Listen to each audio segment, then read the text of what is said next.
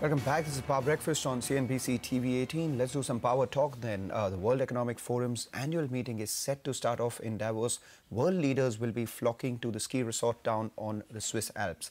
Global business and political leaders expected to discuss the latest global issues. CNBC TV 18 Shireen Bhan reports on what to expect and which leaders are likely to make their presence felt.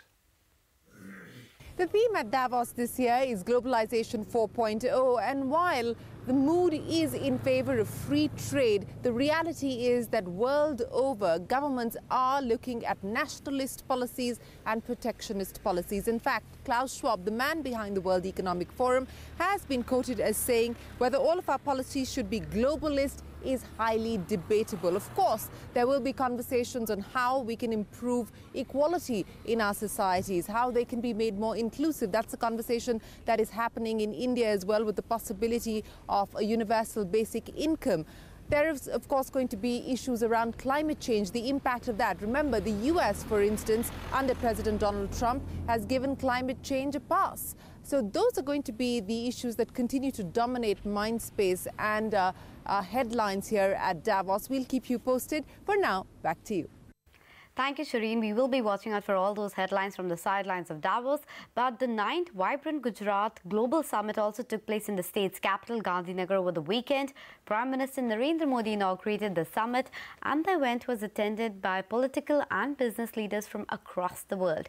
From the sidelines of the summit, my colleague Jude Sanath caught up with Kulin Lal Bhai of Arvind Textiles and began by asking him about the growth sustainability for the company as well as the entire industry. Take a look.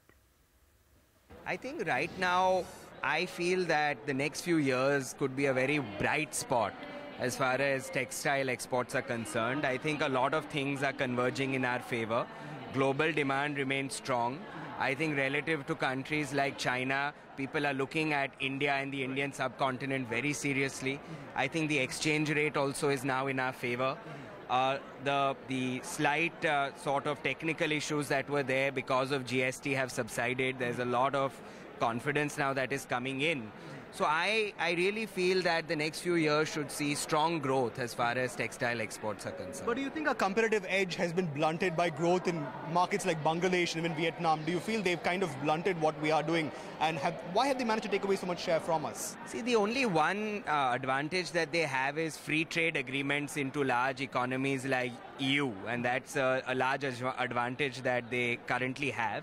But I think the policy framework that our government is also putting in place is trying to remove that sort of disadvantage that India has, create a level playing field. And I'm very confident that if a level playing field is there, then we can dramatically scale up our exports. What do you think India's focus should be to benefit from the trade war that's going on? Definitely, I think India can benefit a lot, irrespective of the trade war. I think from the cost perspective, looking at the wage costs in some of these countries like China, looking at their other input costs, they are moving up the value chain. And only countries like India have the labor pool to absorb that scale of manufacturing. What exactly is the focus, going forward? So on e-commerce, I think it's giving a huge new market to all our brands. Our brands are available now on every single pin code. And that's kind of really expanding our market, and we are connecting our offline to our online. So our stores are now becoming like mini warehouses through which even online demand is being catered to. So it's becoming a very interesting omni-channel world.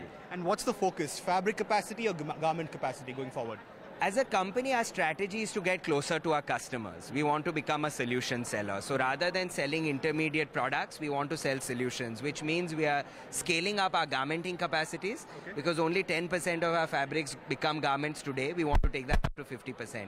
Become really strategic and close to our customers. So that's the focus for us, right? Give us an update on Arvind Fashions and Anup Engineering listing. Any update on when they are expected to be listed? The process is still underway. We are expecting, over the next month, we should be able to list the business. And roadmap for textiles business, are you looking at an asset-light model going forward? Yes, as I said, we are investing a lot in areas like technical textiles and garmenting, which are less asset-intensive as compared to conventional textiles. All right, interesting commentary coming in from Arvind, Kulin Lal Bhai. More importantly, next month is when we can expect the listing of Anup Engineering as well as their lifestyle fashion brands business. But before we move forward, dear viewers, with the new rules for DTH and cable coming into effect from February 1st, you have to choose the channels you wish to watch by January 31. To keep watching India's #1 business channel, English business news channel, CNBC TV 18, just call your cable operator or DTH operator and ask for CNBC TV 18 only for ₹4 per month. Okay, on that note, we'll slip into a short break, but when we come back, we'll discuss the numbers reported by Wipro as well as HDFC Bank.